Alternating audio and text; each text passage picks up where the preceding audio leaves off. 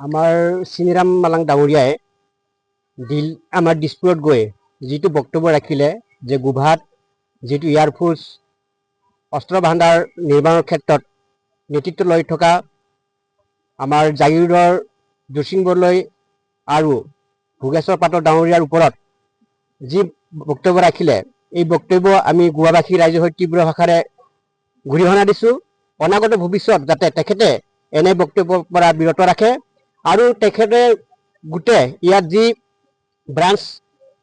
ব্ৰাঞ্চৰ যি শাখা কমিটি পাতিছে, এই শাখা কমিটি যদি ৰাইজৰ মতে নচলি যদি ৰাইজক বিচলিত কৰিবৰ কাৰণে তেওঁলোকে সভা কমিটি পাতে, তেনেহ'লে আমাক ৰাইজে জানিব দিছে এই গুভাৰ চাব কমিটিটো অনাগত দিনত ভংগ কৰা যাব। গুভাত যিহেতু বায়ু সেনা বাহিনীয়ে অস্ত্ৰ ভাণ্ডাৰ কৰিব বিচাৰিছে, এইখিনি ইতিমধ্যে আমাৰ অসম চৰকাৰ আমাৰ জাগিৰ সমষ্টিৰ বিধায়ক তথা অসমৰ মুখ্যমন্ত্ৰীৰ লগত আমি অহা 23 তাৰিখে বহিবৰ কাৰণে আমি আলোচনা কৰিছোঁ। ইয়াতে আমাৰ এছাম সংগঠনসকলে মাজতে গৈ ধৰ্ণা কাৰ্যসূচী তেওঁলোকে লৈ আছে। ইয়াত আমি ৰাইজে আমি জ্ঞাত নহয় বা আমি ৰাইজে সম্পূৰ্ণ নাজানো তেওঁলোকে কি কৰিব বিচাৰিছে। ইয়াৰ কাৰণে কাৰণত যদি কিবা গণ্ডগোল হয় তাৰ কাৰণে গুভা ৰাইজে দায়ী নহয়। আৰু গুভা ৰাইজ এইটো তেওঁলোকে জনা উচিত যে চিনিৰাম মালাং ডাঙৰীয়াই যোৱাকালি দিছপুৰত যিটো হেৰি কৰিছে, জোচিং বৰদলৈ দেৱ আৰু মই শ্ৰী ভোগেশ্বৰ পাটৰকে এনেকুৱা বদনাম কৰিছে তেওঁলোকে। আমি ইয়াত দালাল কৰিবৰ কাৰণে এখন তিৱা গুভা জনজাতি উন্নয়ন সমিতি গঠন কৰিছোঁ। তেওঁলোকে এইটো স্পষ্টীকৰণ হ'ব লাগে ইয়াত এইখন কমিটি কি কাৰণত পাতা হৈছে তেওঁলোকে জানিব লাগে। আজি নাজানাকে তেওঁলোকে দিছপুৰত গৈ এইটো জনে মনে কোৱাত আমি হেৰি বিচৰা নাই। অন্যথাই আমি যদি এইটো কৰে এইটো স্পষ্টীকৰণ গুভাবাসীয়ে মৰিবও ভয় নকৰে আৰু কাৰোবাক মাৰিবলৈ ভয় নকৰে। তেওঁলোক স্পষ্টীকৰণ হোৱাটো ভাল। আমি সদায় গুভাবাসীয়ে তিৱা মানুহ হিচাপে আমি সদায় এইটোৱে ক'ম আৰু আমাক এইটো সদায় থাকিবই লাগিব। যিহেতু আমাৰ এইটো ডাঙৰ জ্বলন্ত সমস্যা হৈছে বায়ু সেনা বাহিনী, ইয়াৰ ওপৰত আমি মাত মাতি আছোঁ। অহা 23 তাৰিখে আমি আমাৰ মাননীয় মুখ্যমন্ত্ৰী আমাৰ তিৱা সাহিত্য সভা আজিৰ পৰা আৰম্ভ হৈছে, আমি তাত বহিম। তাত আমি 10জন মানুহক আমাৰ মন্ত্ৰী মহোদয় পাৰ্মিশ্যন যে আমি তাত বহি একেলগে আলোচনা কৰিম। আমাৰ কথা হ'ল ইমানে, কিন্তু আৰু তেওঁলোকে আৰু কোন দল সংগঠনে ইয়াত মাত মাতক আমাক সহযোগ কৰক, আমি বেয়া নাপাওঁ। কিন্তু মাজত যদি ইফাল সিফাল কৰে আমি সেইটো ভাল পোৱা উচিত নহয়। আৰু কিন্তু গুভা ৰাইজে এইটো গম পাই আছে তেওঁলোকে কি কৰিব বিচাৰিব গৈ আছে, তেওঁলোকে কি কৰি আছে, গুভা ৰাইজে এইখিনি কথা সম্পূৰ্ণ জ্ঞাত হৈছে।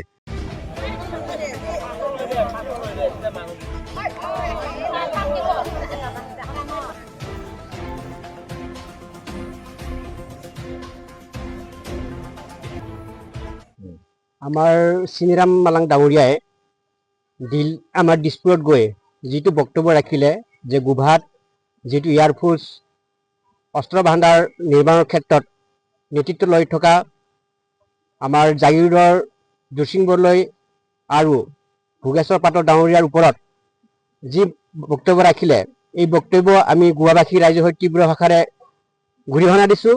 অনাগত ভৱিষ্যত যাতে তেখেতে এনে বক্তব্যৰ পৰা বিৰত ৰাখে আৰু তেখেতে গোটেই ইয়াত যি ব্ৰাঞ্চৰ যি শাখা কমিটি পাতিছে, এই শাখা কমিটি যদি ৰাইজৰ মতে নচলি যদি ৰাইজক বিচলিত কৰিবৰ কাৰণে তেওঁলোকে সভা কমিটি পাতে, তেনেহ'লে আমাক ৰাইজে জানিব দিছে এই গুভাৰ চাব কমিটিটো অনাগত দিনত ভংগ কৰা যাব।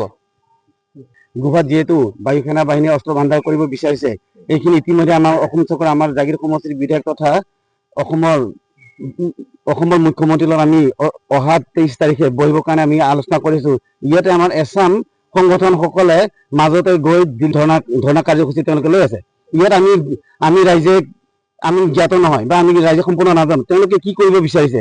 ইয়াৰ কাৰণে কাৰণত যদি কিবা গণ্ডগোল হয় তাৰ কাৰণে গুভা ৰাইজে দায়ী নহয়। আৰু গুভা ৰাইজ এইটো তেওঁলোকে জনা উচিত যে চিনিৰাম মালাং ডাঙৰীয়াই যোৱাকালি দিছপুৰত যিটো হেৰি কৰিছে, জোচিং বৰদলৈ দেৱ আৰু মই শ্ৰী ভোগেশ্বৰ পাটৰকে এনেকুৱা বদনাম কৰিছে তেওঁলোকে।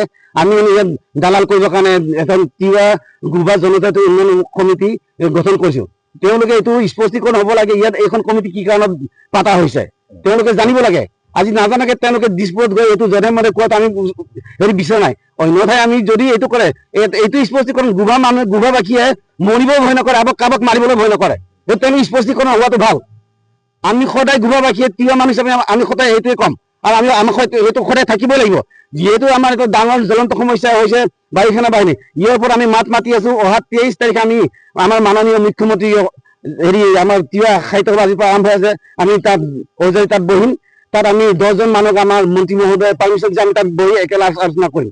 আমাৰ কথা হ'ল ইমানে, কিন্তু আৰু তেওঁলোকে আৰু কোন দল সংগঠনে ইয়াত মাত মাতক, আমাক সহযোগ কৰক, আমি বেয়া নাপাওঁ। কিন্তু মাজত যদি ইফাল সিফাল কৰে আমি সেইটো ভাল পোৱা উচিত নহয়। আৰু কিন্তু গোভা ৰাইজে এইটো গম পাই আছে তেওঁলোকে কি কৰিব বিচাৰিব গৈ আছে, তেওঁলোকে কি কৰি আছে, গোভা ৰাইজে এইখিনি কথা সম্পূৰ্ণ জ্ঞাত হৈছে।